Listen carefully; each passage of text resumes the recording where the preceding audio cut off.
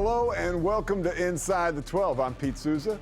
He is King McClure. We're here to get you caught up on all that was the week in basketball. Lot to cover, lot to look forward to. We've got some upsets and some monster performances.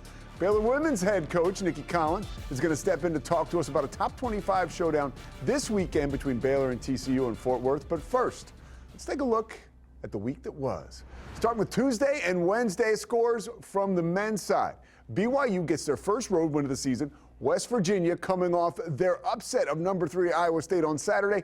They fall to Arizona State 65-57. King, your thoughts about this wild week? Yeah, I mean, the West Virginia team looked a little tired. I mean, after that big momentous win against Iowa State, a lot of times you can be on what we call a hangover, and they were on one. Javon Small struggled, but I think they'll bounce back. Yeah, well, speaking of the Cyclones, they took out all of their frustrations on UCF, beating the Knights 108-83 behind huge games from Keyshawn Gilbert and Joshua Jefferson. I mean, what did you expect, Pete? After going to West Virginia, getting upset the way they got upset, no doubt in my mind, a TJ Ottoberger locked-in focused team was going to bounce back and put on a performance like they did. 30 points for Jefferson. Gilbert, 21 points, 8 assists, 6 rebounds, and 3 steals. Arizona picked up a huge win on Tuesday over Oklahoma State. I talked to you earlier today. You said one guy you would hate to guard right now is Caleb Love. He had 27. You were on the call. What'd you see? Well, he caught fire quickly, and he wasn't shooting it great. He was 1 for 11 from 3 in like the past 3 games before the last game against Oklahoma State. When this young man is going, when he is rolling, when he is that elite level bucket getter from the inside, from the outside, this Arizona team is hard to beat. One area in which they struggle is shooting it from deep. Jaden Bradley's good at getting to the hole. KJ Lewis is good at getting to the hole. They need somebody outside of DeLorso and Basar to be able to knock it down and shoot threes and be able to knock them down consistently. Caleb Love is your answer. When he is playing like that, they are so hard when you mix in their defense. This Arizona team, when Caleb Love is that Caleb Love, is probably one of the best teams in the Big 12 easily. What is their ceiling? They can win the Big 12 championship. The way that they defend, if he can be consistent, that's the word. The word for Arizona, the word for Caleb Love is consistency. If he can do that, they have a chance to win it. My favorite prisoner of the moment right now, King McClure. All right, another team on the rise is Texas Tech. They picked up wins this week over Arizona and on the road versus Cincinnati, and they did it with huge games behind a healthy JT Toppin. He's dangerous. Man, you talk about a guy who gets back, trying to figure it out, and now he's finally figured it out. JT Toppin is an absolute monster. I don't know, it confuses me because everybody knows what this young man is going to do. They know he's going to the right shoulder. They know he's going to the left-hand hook, but nobody can stop it. Nobody can stop it, Pete. So when he gets around the rim, his touch is so good. I mean, one-on-one, look at that. You know where he's going, but nobody can stop it one-on-one. He is so dynamic, and he just completely changes the game for Texas Tech. JT Toppin with 40 points and 23 rebounds over the course of those 2 games together. And what about the depth of this roster? Christian Anderson, he is slippery, he's scary, and he can score from anywhere. Yeah, they're starting to figure it out. They're playing this 3-guard lineup with McMillan, Hawkins, Christian Anderson as the 3 guards, all under 6'2", but can all shoot and really spread the floor, get into the paint, make plays. Then Darion Williams, the one-on-one problem, the mismatch, the grown man with him, and then JT Toppin at the 5. You can't help off of anybody. This Texas Tech team offensively is starting to look a little dangerous. Yeah, they are saying guns up in Lubbock, putting the Big 12 on notice.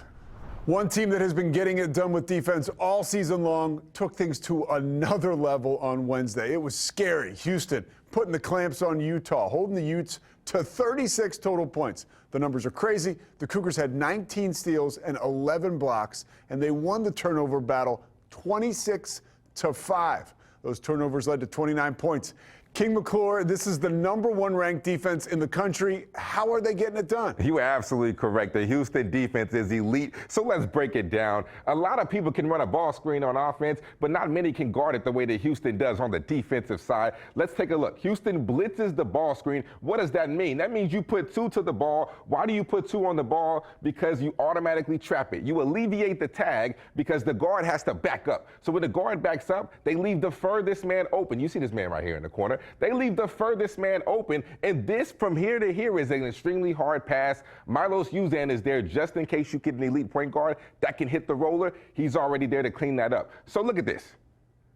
The point guard makes the long pass. And on this pass, one of the hardest things to do in basketball is to close out one-on-one, stay in front of the basketball. So what does Uzan do? He does a great job walling up, using his body, not allowing any driving angles, cuts the man off. When he cuts him off, what does it see? You see Javier Francis run all the way from the top to the bottom to get the trap in the corner. And now the backside help right here gets a steal. They play the passing lanes. We are off in transition for a dunk. This next play right here, not a ball screen, but a double stagger screen. Look at how the bigs communicate. They are connected on the defensive side. Right here, he gives space to let him go. They give space, he shoots the gap, gets the steal. Once again, time and time over, another flush in transition. This Houston defense is an absolute nightmare to play against. King, I knew you could score. Almost 1,000 points at Baylor. I did not know you could play D like that. I did a little something, Pete. Don't hate on the game. Don't hate it. Yeah, the Cougars defense broken down by King McClure. Going to be put to the test over the next couple games. They go on the road to 9th-ranked Kansas, followed by number 23, West Virginia. Plenty more to come on Inside the 12, including a big week for women's hoops. The 25th-ranked Baylor Bears are 6-1 in conference play. They travel to Fort Worth to take on in-state rival TCU this Sunday. Head coach Nikki Collin joins the show to preview that matchup when we come back.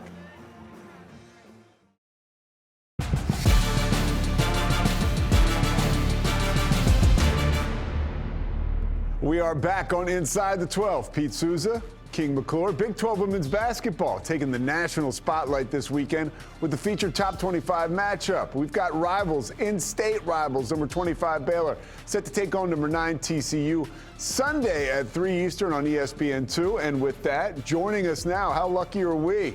We're going to break down the game with Nikki Collin, Baylor Bears head coach. Coach, thanks so much for joining us. Happy to be here. Yeah, we're happy to have you. Before we get to Sunday, we got to go backwards for just a quick second here. The loss against UCLA, you were in New Jersey, you guys spent time in New York City, seemed like a great trip. What did you learn about your team on the floor? Yeah, I mean, I think we're fighters. I think that we bothered them in certain areas with our athleticism. I thought we did a good job getting a piece of the paint. Our decision-making, probably has to be a little bit better once we get it in there.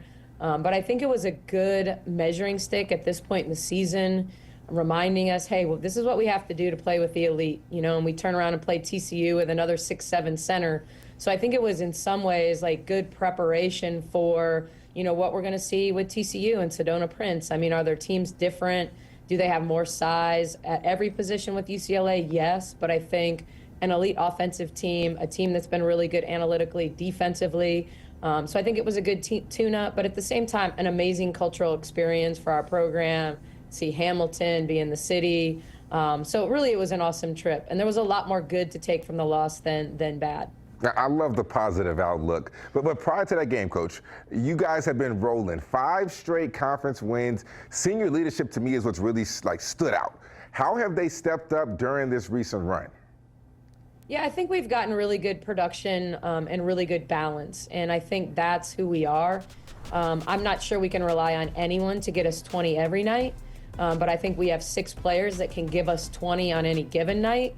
And so from that perspective, it's getting the ball to the most open person. It's understanding what are our advantages in this game. Going into Utah, we knew absolutely Aaron Von Lay was our advantage. And when we played to her and played through her, we were really hard to stop. And so getting our team to understand, hey, our advantage is at the point today, our advantage is at the 5, and then being able to play off what our advantages are what makes us most dangerous. Well, one of those players that have been giving you an advantage almost every single night is Little Paige Bugs. She is definitely taking a jump, leads the team with 14 points and 10 rebounds per game, a double-double machine. What change have you seen from her sophomore season to now?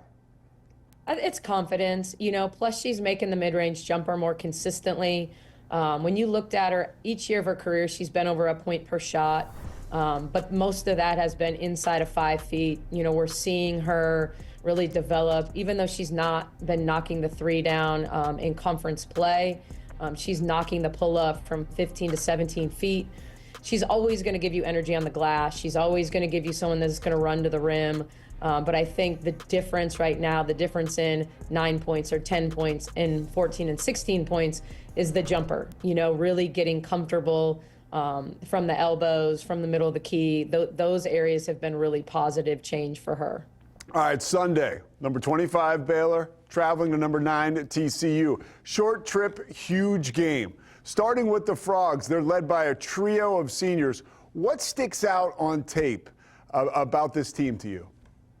Yeah, they flow really well. They know their strengths. They play to those three.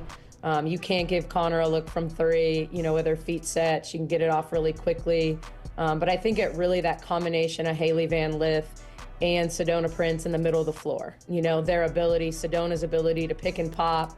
They can pitch and play off the pitch. They can play in the ball screen. But I think where Sedona has really stood out is in that 15 to 17 foot space where if you're in drop coverage, she can knock it down. If you're icing, they can ice pop and she can knock it down.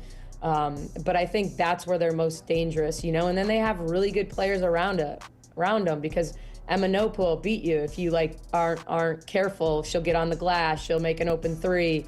Big B had a good game, last night against Oklahoma State. So, their role players can really step up for them. But they're certainly capable of going crazy on you because of that middle action with Haley and Sedona. They're definitely a good team, but you guys are too. And you guys are off to the hottest start in conference play since you became the head coach in 2021. What needs to happen Sunday to keep this momentum going? Yeah, I think Aronette has to neutralize Sedona to some degree, keep her off the glass, keep her from getting those points on the interior.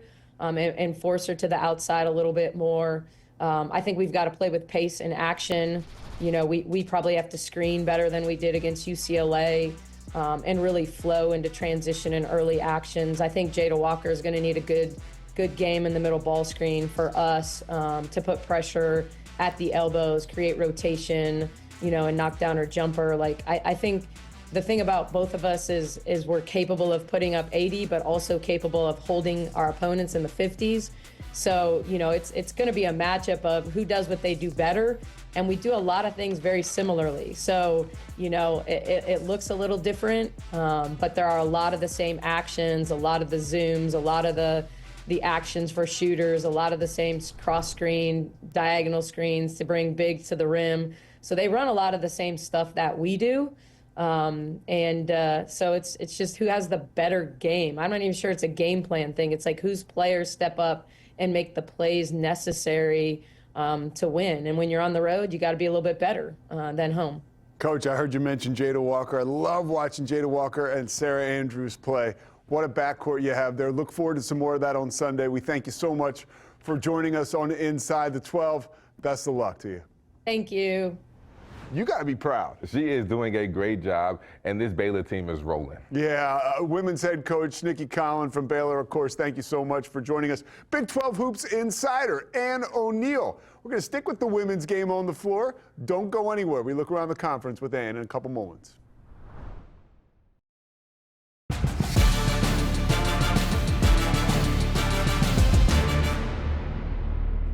No surprise, Big 12 women's basketball put on quite the show this past week.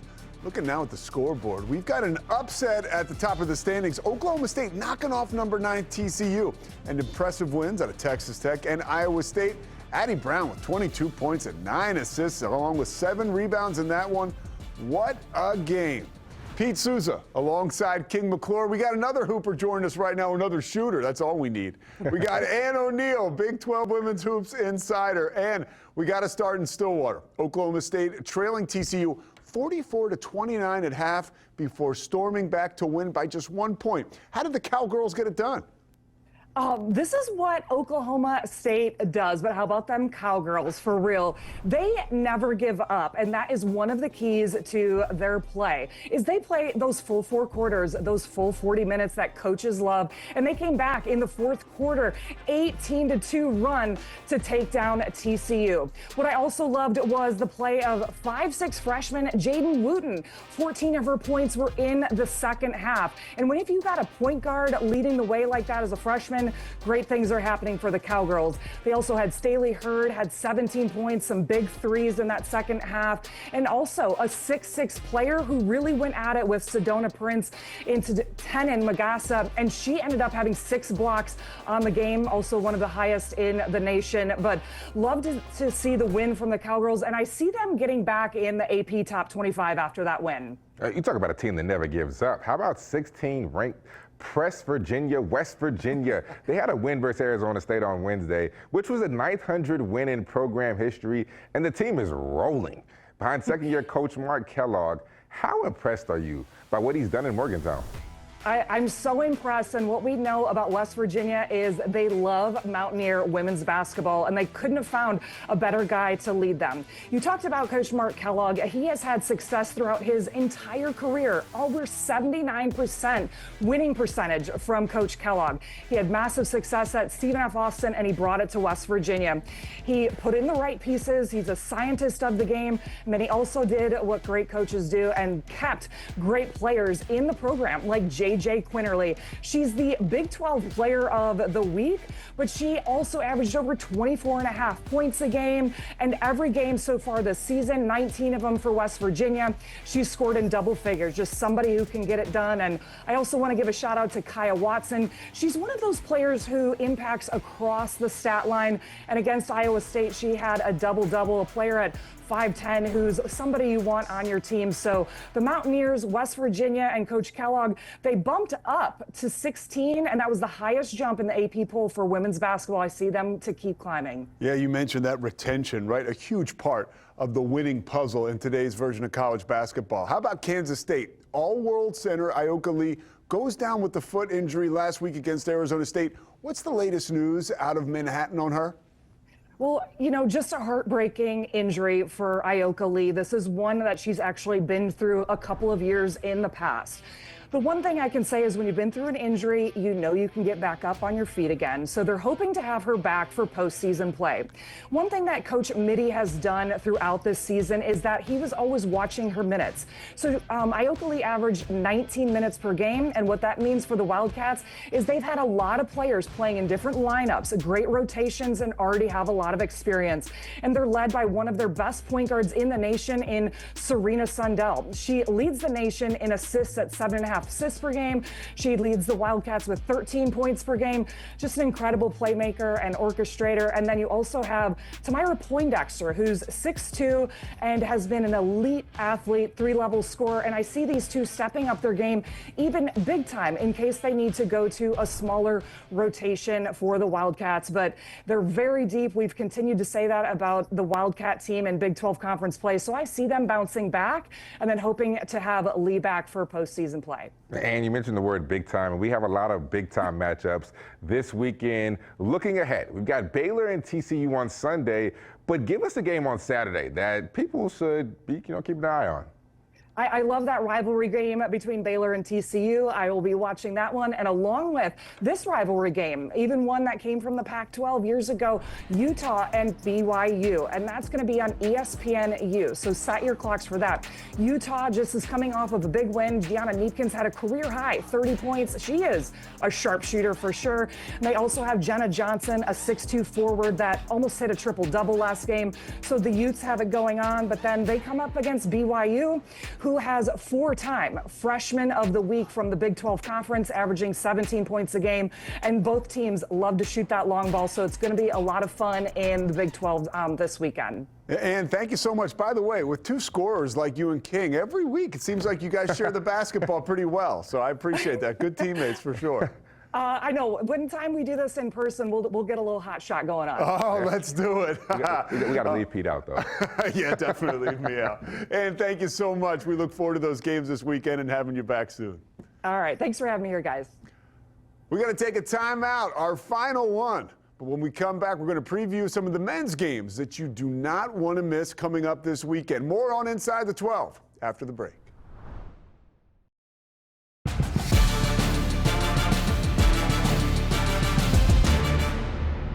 Welcome back to Inside the 12. Pete Souza with the bucket getter, King McClure. Lot of great games and storylines all across the conference this weekend. I'm going to be on the call for Colorado at Arizona. That'll be at McHale. I cannot wait for that. 3 Eastern on ESPN. King, where can people find you? Cincinnati, BYU, first time at BYU, 10 p.m. Eastern. Please stay up, people, on ESPN2, late night game, but you know I'm going to be ready. I want you to get a cougar tail, and if you don't know what I'm talking about, look it up at home. All right.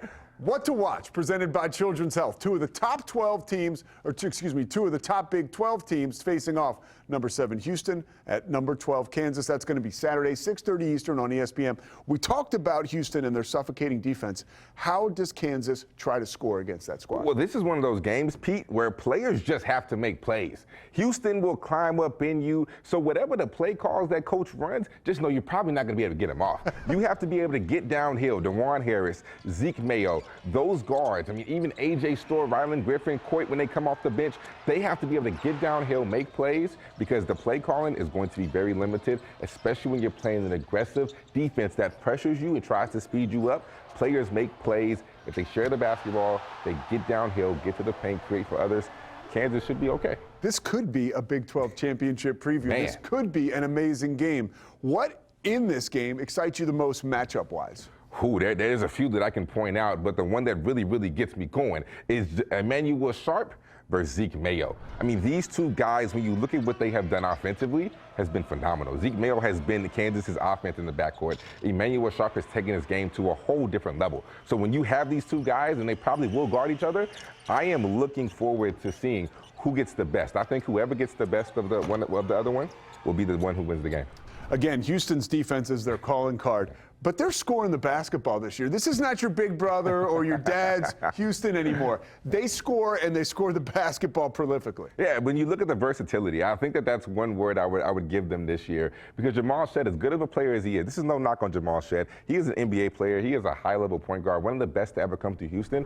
He's not as good of a scorer as Milos Uzan. So you automatically upgrade right there. Now you have a guy like Emmanuel Sharp who takes his offensive efficiency to the next level, like we just talked about. L.J. Cryer is L.J. Cryer. You know what you're going to get from him every single night. But Jawan Roberts, one-on-one down low, is an absolute problem. We've seen him put the team on his back, like the game against UCF. Jawan Roberts, when they play through him, you can't help because of all the shooting. Then you bring Terrence Arsenault off of the bench. This Houston team is loaded, and offensively, they are better than they were last year. So when you mix that with their #1 defense in the country, this Houston team has a legit chance, not just for a Big 12 championship, Pete, but for a national championship. You heard it right there, and that is all for the time we have today. For King McClure, I am Pete Souza. We want you to enjoy your weekend overall, and of course, enjoy all the Big 12 hoops. We will see you inside the 12 next time.